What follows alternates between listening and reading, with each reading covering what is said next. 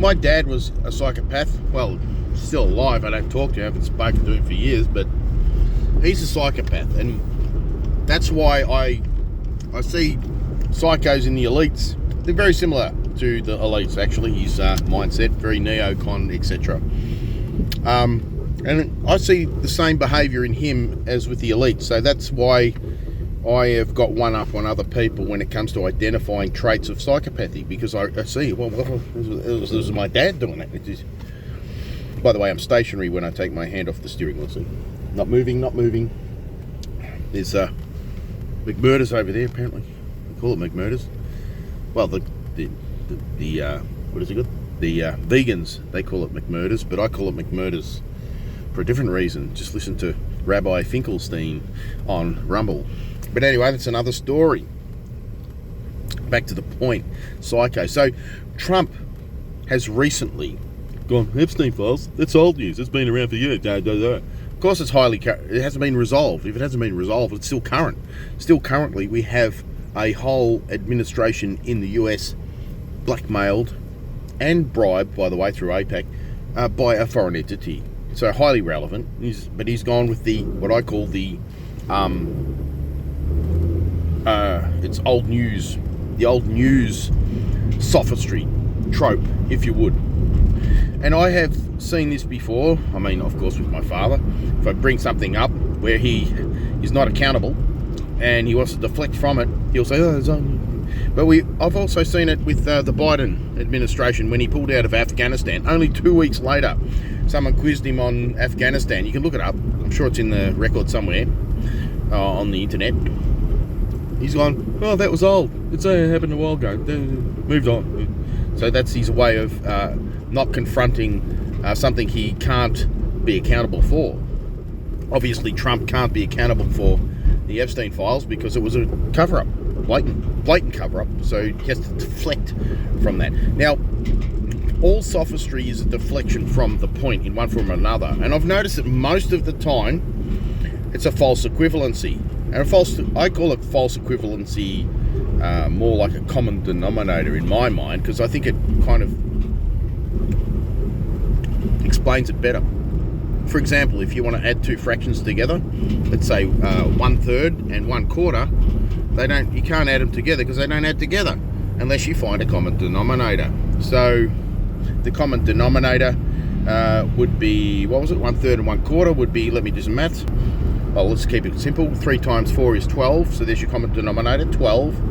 And that means I have to multiply the 1 by 4 and the other 1 over the quarter by 3. So that's 4 and 3, 4. That's 7 over 12. There's your answer, 7 over 12. That's how you add two things that don't add up together. Now, that's pretty much what sophistry is. Find a common denominator. Let's keep it simple. Let's go back to the 2016 election. Hillary Clinton, no one wanted to vote for her because she's crooked Hillary. Remember that? She called it misogyny. There's your common denominator. She's a woman. People don't want to vote for her because she's a woman, right?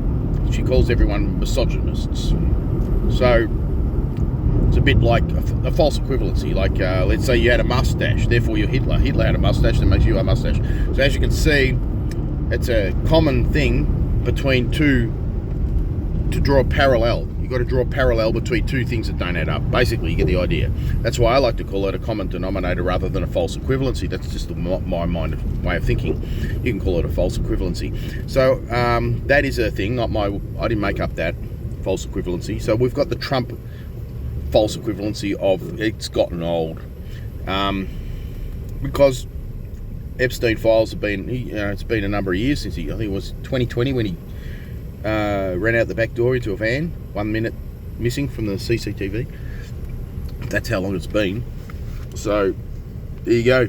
But it's still just as current now as it was then because the blackmail ring is still active. So irrelevant, common denominator, false equivalency. Now you can categorize these false equivalencies because they repeat themselves. They repeat the same false equivalency. These psychopaths always use the same arguments. Now let me identify another one. Well, first of all, we've covered the age it gets old. Somehow the Holocaust never gets old, though, hey? Yeah, that's why they're hypocrites, because... Anyway, so there's the age, it got old. False equivalency, we've got the misogynistic one. We've heard that a lot. I made the point that if it was misogyny, why did the same people support Marjorie Taylor Greene? The answer to that was she's not running for election. Well, but she's a woman. You're making the point that people don't support her because she's a woman. What difference does it make whether she's another deflection? Adding to, there's the common denominator. Running for election as president, Hillary Clinton, but Marjorie Taylor was not. So therefore, there's no misogyny. There's only misogyny if you're running for president. See that? There's another two things that don't add up. That's pretty much the basis of all sophistry when you analyse it.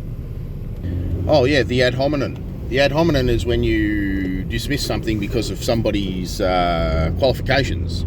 If I say 2 + 2 = 4 and someone says, oh, no it doesn't, how would you know? You're not a mathematician. There's another example. It's also called an appeal to authority. You see that a lot. So you start to see patterns, and you can categorise these types of sophistry, and when you can identify them, then you can never be caught out with them. So I might start doing that, cataloguing them every time I see them, and then you can put them in a book called Psyops for Dummies. Another tactic I've noticed recently when I was arguing with somebody over COVID, of all things, I made the point that when COVID, the average age of people who died with COVID was older than the average age of death for that nation. And the reason for that is because they needed to find people who were on death's door anyway with a comorbidity like anything old age related, like cancer or diabetes or whatever, to pass it off as a COVID death. Meanwhile, people with no comorbidities, such as young soccer players dropping dead on the field for no reason, within 2 weeks of the jab, correlation wasn't causation. And then they had this, well, it takes 2 weeks or 3 weeks for the vaccination to work, so therefore it wasn't a COVID death. A vaccine death. So they manipulate all of these kinds of figures to get dodgy data, and what he did, he tried, instead of they just ignore the argument completely, don't even acknowledge my point at all, and deflect to something else. I think I mentioned the PCR test when I was, too many cycles, it'll give a false positive. The inventor Mullis said that. He said, yeah, it's a good test, but if you can manipulate the results for political reasons if you want. It's called data dredging. They do that with climate too. But anyway, he then, instead of confronting my point about the exponential double standards about COVID deaths versus vax deaths, he went on to argue about the PCR test. I said, what are you doing? Are you avoiding the argument? It sounds like a confession to me when you're avoiding the argument. Now we're talking about PCR. What are you doing? So there's another example, and I think that example was also Yuri Bezmenov. He tried to explain that to us before we were enlightened in the age we are now. He's ahead of his time because he saw the same thing happen in the Soviet Union. He's trying to teach us in the 1980s, and we're like, things are pretty cool in the 90s. Yeah, sure, the mainstream media was full of shit, but they're nowhere near as full of shit as they are now. So he was trying to talk about these people. You could rub their nose in the hard evidence, and they will still not acknowledge it. So good on Yuri Bezmenov for pointing that out. And I see that when I'm arguing on the internet. I said, well, what about the point about the exponential hypocrisy related to COVID deaths and vax deaths? And then he started presenting graphs.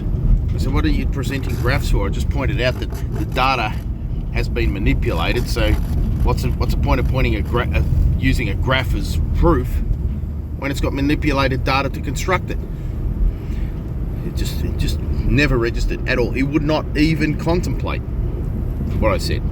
So I said, well, that's a confession. You don't want to argue the point. You want to deflect with all of these other things. This is what sophistry is. It's a deflection, and the trickiest way to deflect is to use the false equivalency or the common denominator. Everything stems from the false equivalency or common denominator, and well,